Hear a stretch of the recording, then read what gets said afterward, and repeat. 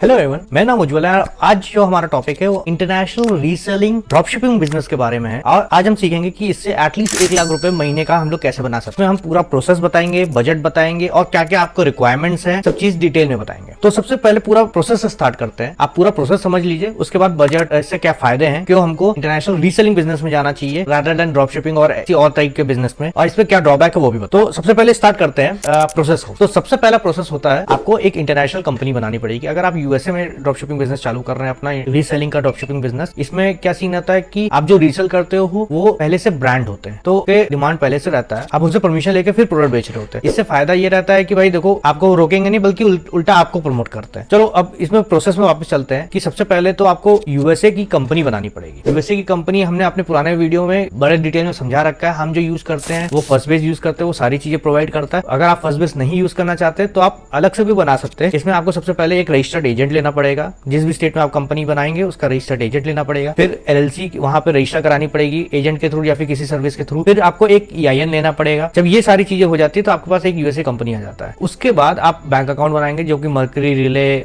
और ब्रेक्स जैसे bank accounts पे बना सकते हैं। इसके अलावा फिर आपको, जब आप रीसेलिंग बिजनेस में घुसना चाहते हो तो यहाँ से आप ड्रॉपशिपिंग चालू कर सकते हो, लेकिन रीसेलिंग नहीं चालू कर सकते। इसके लिए एक लाइसेंस और लेना पड़ता है। जैसे इंडिया में जीएसटी चलता है, वहां पे स्टेट टैक्स लाइसेंस चलता है। स्टेट टैक्स लाइसेंस आपको स्टेट की वेबसाइट से मिल जाएगा। आप चाहे तो फाइवर से किसी से हायर करके भी ले सकते हो। आप हमको भी कांटेक्ट कर सकते हो, हम अपने कनेक्शन से कांटेक्ट करा देंगे आपको। अगर आपको जरूरत हो आप नीचे कमेंट में लिख देना, हम आपको अपने कांटेक्ट का नंबर दे देंगे। उसके अलावा आपका स्टेट टैक्स लाइसेंस, यूएस में 50 स्टेट्स हैं, हर स्टेट का अलग अलग तरीके से प्रोसेस होता है। तो जिस भी स्टेट में आप एलएलसी रजिस्टर कराओगे वहां का स्टेट टैक्स लाइसेंस लेना आपको। कई जगह पेड है, कई जगह फ्री है। इसके बाद आपको जो करना होगा, आपको वेबसाइट बनानी होगी, एक सैंपल वेबसाइट। आप जिस भी प्रोडक्ट बेचना चाहते हैं उसकी एक सैंपल वेबसाइट बनानी पड़ेगी। इस वेबसाइट के लिए आप शॉपिफाई यूज करिए, लिंक मेरे नीचे दे रखा है। वहां से जो भी लेटेस्ट ऑफर चल रहा होगा आपको शॉपिफाई लिंक से वहां पे मिल जाएगा। उसके बाद आपको नीश डिसाइड करना होगा, जिस नीश में आपको जाना है, क्योंकि आप ये बनाओगे जो रीसेलिंग बिजनेस होता है वो थोड़ा ब्रांडेड लुक के साथ ज्यादा अच्छा चलता है। तो आपको नीश डिसाइड करना है। नीश डिसाइड करने के लिए सबसे पहले गूगल पे जाना, वहां पे लिखना गूगल टैक्सोनॉमी। वो एक गूगल लिस्ट देता है जहां पे गूगल में जितने भी नीशेस हैं, जितने भी कैटेगरीज हैं, सबकी लिस्ट दे देगा। आपको वहां से कोई एक कैटेगरी चूज करनी, वो कैटेगरी चूज करना, वीपीएन यूज करना, और ना कि वहां पे जो लोग पहले से प्रोडक्ट सेल कर रहे हैं गूगल पे, उसका प्राइस पॉइंट क्या है। आपको ये ध्यान रखना है कि वो जो प्राइस पॉइंट पे प्रोडक्ट सेल हो रहा है वो एटलीस्ट $1000 के ऊपर है, ताकि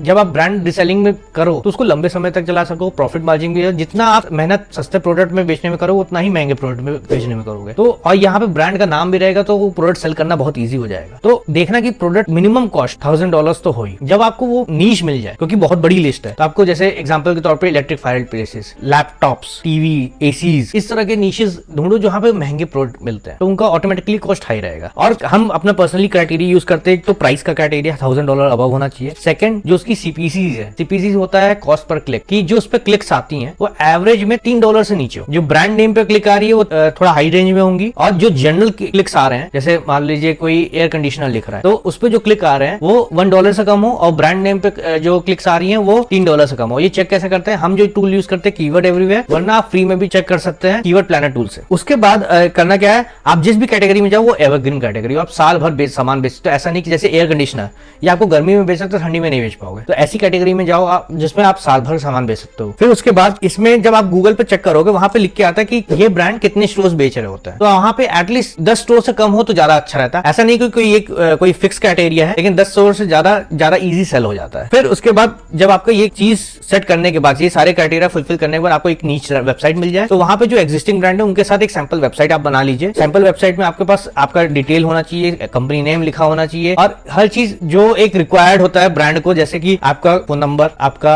ईमेल आईडी, आप किस जगह बिलोंग करते हैं, एक प्रॉपर प्रोफेशनल वेबसाइट बना के, एक सैंपल वेबसाइट बना के रेडी रहिए। जब ये पूरा हो जाए, अब आपको जाना है ब्रांड से परमिशन लेने। तो आपने ब्रांड्स की लिस्ट निकाल ली कि लेट्स से आपका नीश डिसाइड हो गया, उसमें कौन कौन से टॉप ब्रांड्स है वो लिस्ट निकाल लिया, और उससे जब लिस्ट निकालेंगे तो आप कंपटीशन भी पता चल जाएगा और उनके और ब्रांड्स कौन से सेल कर रहे हैं वो भी पता चल जाएगा। लेट्स से आप एक इलेक्ट्रिक फायर प्लेस बेचना चाह रहे हैं, तो आपने कंपटीशन निकाल लिया, फिर वो कंपटीशन कितने ब्रांड्स को सेल कर रहा है वो लिस्ट निकाल ली। तो ब्रांड कंपटीशन की भी लिस्ट होगी और ब्रांड की भी लिस्ट होगी। तो उन ब्रांड्स की वेबसाइट आप ढूंढिए। आप कुछ ब्रांड्स डायरेक्ट सेल करते हैं, अपने ब्रांडेड वेबसाइट से सेल करेंगे और वहां से आप उनको रीच आउट कर सकते हैं, या फिर कुछ लोग अपने डिस्ट्रीब्यूटर सिस्टम पे वर्क करते हैं, तो आप उनके डिस्ट्रीब्यूटर को कॉन्टैक्ट कर सकते हैं। जब आपका भाई ये चीज बन जाए तो आप ब्रांड्स या फिर उनके डिस्ट्रीब्यूटर्स का कॉन्टैक्ट नंबर निकाल के उनको email as well as call दोनों करिए। ईमेल और कॉल दोनों में ही आपको यही बोलना है कि you are a proper registered company on this state, you have a proper licence and you want to sell their product on your website. And आप नाम बता दीजिएगा, आप वो भी बोल दीजिएगा कि आप खोल के देख सकते हैं हमारी वेबसाइट के डिटेल्स के बारे में, और आपको जो जो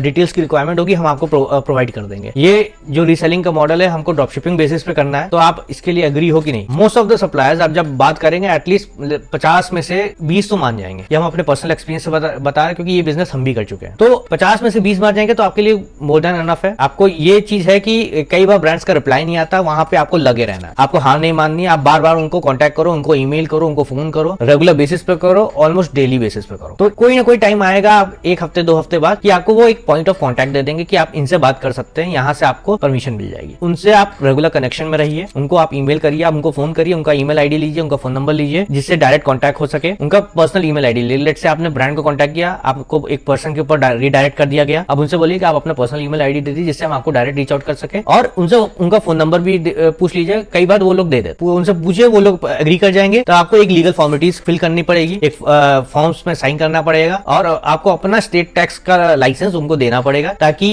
वो गवर्नमेंट को सबमिट कर सके अपने एंड से, और आपसे सेल्स टैक्स ना चार्ज। जब ये सब चीजें हो जाए तो आप उनके ऑथराइज रिटेलर बन जाएंगे। उसके बाद आपको फिर वो प्रोडक्ट्स को अपने वेबसाइट पे लिस्ट करना है। जब आपको वो प्रोडक्ट्स अपने वेबसाइट पे लिस्ट करेंगे तो वहां पे आप उन ब्रांड के सामने ऑथराइज रिटेलर का मार्क भी लिख देंगे, जिससे कस्टमर को एक सेटिस्फैक्शन हो जाए कि हाँ, जहां से वो प्रोडक्ट खरीद रहे हैं वो एक लेजिट रिटेलर है। फिर आपको मार्केटिंग स्टार्ट करनी है। मार्केटिंग के लिए हम लोग यूज करेंगे गूगल इसलिए यूज करेंगे कि जो गूगल पे कस्टमर्स आते हैं या क्लाइंट्स आते हैं, वो पहले से ब्रांड के बारे में जानते हैं, वो गूगल का ब्रांड के नेम से सर्च करते हैं, और आपको गूगल एड्स और मेनली शॉपिंग पे वर्क करना है। जब वो ब्रांड नेम से सर्च करते हैं तो उनका जो बाइंग इंटेंट होता है बहुत ज्यादा रहता है। कोई भी फेसबुक और इंस्टाग्राम से $1000 $2000 वाले प्रोडक्ट नहीं खरीदता, वो जाता है गूगल पे सर्च करने। इवन अमेजोन से भी नहीं खरीदता, तो वो गूगल पे सर्च करता है, देखता है, ब्रांड से बात करता है। तो एक चीज आपको ये समझना पड़ेगा कि आपको A1 नंबर का कस्टमर सपोर्ट रखना है, चाहे वो ईमेल के थ्रू रखे, चाहे आप फोन के थ्रू रखे। A1 नंबर का कस्टमर सपोर्ट रखना है। और कोई भी कस्टमर जब आप मार्केटिंग करेंगे वो एक बार तो कॉल करेगा ही करेगा। बहुत कम चांसेस होते हैं कि वो कॉल ना करके $1500-2000 का प्रोडक्ट खरीद ले, वो एक बार तो कॉल करेगा ही करेगा। और एक चीज ये भी होता है कि वहां के ऑर्डर्स प्रीपे होते हैं, तो उनको भी थोड़ा सा वो स्केप्टिकल होते हैं कि भाई कोई नई साइट है, हम यहाँ से मेरे पैसे वेस्ट तो ना हो जाए, इसलिए वो कॉल करेगा। तो आपको A1 नंबर का कॉल सपोर्ट तो रखना ही रखना है। फिर इसके फायदे क्या है, इस तरह के बिजनेस करने के फायदे। इस तरह का बिजनेस करने से आप इजी सेल हो जाता है कस्टमर के लिए।